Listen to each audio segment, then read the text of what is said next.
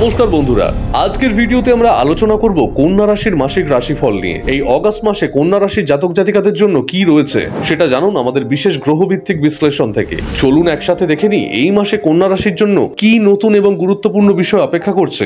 এই মাসটি আপনার জন্য আত্মসংশোধন এবং শৃঙ্খলা প্রতিষ্ঠার সময় হবে। কেতু রাশিতে অবস্থান করায় কিছুটা মানসিক দ্বিধা এবং আত্মসমালোচনার প্রবণতা থাকতে পারে, তবে গ্রহের সঠিক প্রভাব বুঝে চললে আপনি সঠিক পথে অগ্রসর হবেন। এই মাসে আত্মসংযম ও পরিপক্কতা দিয়ে আপনি সমস্যার সমাধান করবেন এবং আত্মবিশ্বাস ফিরে পাবেন। বুধ কর্কট রাশিতে বক্রী অবস্থানে থাকায় বন্ধু বান্ধব ও চিন্তার মধ্যে বিভ্রান্তি এবং যোগাযোগের সমস্যা হতে পারে। কেতু কন্যা রাশিতে অবস্থান করছে, যার ফলে আত্মবিশ্বাসে টানা পড়েন, মানসিক বিচ্ছিন্নতা এবং নিজেকে প্রশ্ন করার প্রবণতা থাকতে পারে। শুক্র কর্কট রাশিতে অবস্থান করছে, যা বন্ধুমহল ও সামাজিক পরিবেশে মিশ্র প্রভাব সৃষ্টি করবে এবং কিছু সম্পর্ক স্থায়ী নাও হতে পারে। সূর্য কর্কট থেকে সিংহ রাশিতে 16ই অগস্ট প্রবেশ করার পর গোপন ভয় কেটে যাবে এবং আত্মবিশ্বাস বৃদ্ধি পাবে। বৃহস্পতি নবম ঘরে অর্থাৎ বৃষ রাশিতে অবস্থান করছে, যা ভাগ্য উন্নতি, শিক্ষা এবং ধর্মীয় দৃষ্টিভঙ্গিতে ভালো ফল দেবে। মঙ্গল অষ্টম ঘরে অর্থাৎ মেষ রাশিতে অবস্থান করছে, যার ফলে শরীর মন দুদিকেই উত্তেজনা, অস্থিরতা এবং হঠাৎ ঝামেলার সম্ভাবনা রয়েছে। রাহু সপ্তম ঘরে অর্থাৎ মীন রাশিতে অবস্থান করছে, যা দাম্পত্য সম্পর্ক ও পার্টনারশিপে বিভ্রান্তি, বিশ্বাসঘাতকতা বা সন্দেহ সৃষ্টি করতে পারে।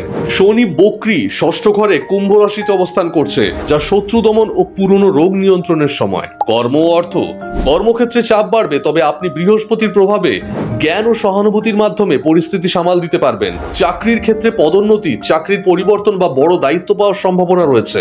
বিশেষত শিক্ষাক্ষেত্র বা পরামর্শমূলক কাজে যারা প্রতিযোগিতামূলক পরীক্ষায় প্রস্তুতি নিচ্ছেন তাদের জন্য মাসটি শুভ। আয় নিয়মিত থাকবে, তবে রাহু কেতুর প্রভাবে নতুন চুক্তিতে ঢোকার আগে ভেবে নিন। প্রেম ও সম্পর্ক, রাহু সপ্তম ঘরে এবং কেতু প্রথম ঘরে সম্পর্কের ক্ষেত্রে ভুল বোঝাবুঝি, অবিশ্বাস, অতীতের টানাপোড়েন দেখা দেবে। দাম্পত্য জীবন অস্থিরতায় ভুগতে পারে। অতিরিক্ত সন্দেহ বা একগুঁয়ে মানসিকতা থেকে বিরত থাকুন। কারোর সঙ্গে বন্ধুত্ব প্রেমে রূপ নিতে পারে, তবে সিদ্ধান্ত নিতে সময় নিন। পরিবারের বয়স্ক কারোর স্বাস্থ্য নিয়ে টেনশন থাকতে পারে। স্বাস্থ্য ও মানসিক অবস্থা, মঙ্গল অষ্টম ঘরে থাকায় হঠাৎ মাথা ব্যথা, চোখ বা যৌন সংক্রান্ত সমস্যা দেখা দিতে পারে। কেতুর কারণে মানসিকভাবে কিছুটা একাকিত্ব, অনিশ্চয়তা কাজ করবে। যোগ, ধ্যান এবং আত্মবিশ্লেষণ আপনাকে মানসিক ভারসাম্য রক্ষা করতে সাহায্য করবে। পুরনো রোগ যেমন গ্যাস্ট্রিক, স্নায়ু চাপ আবার দেখা দিতে পারে। জ্যোতিষ প্রতিকার টিপস: প্রতি বুধবার ওম বুধায় নমঃ জপ করুন। কেতুর প্রভাব কমাতে রোজ সকালে উঠে গণেশ মন্ত্র পাঠ করুন। ওম গং গণপতায় নমঃ। পুরনো ও অকার্যকর সম্পর্ক থেকে নিজেকে মুক্ত করুন। প্রতিদিন 1 থেকে 2 মিনিট একা বসে নিজের মনের কথা লিখে ফেললে মানসিকভাবে অনেকটা হালকা হবেন।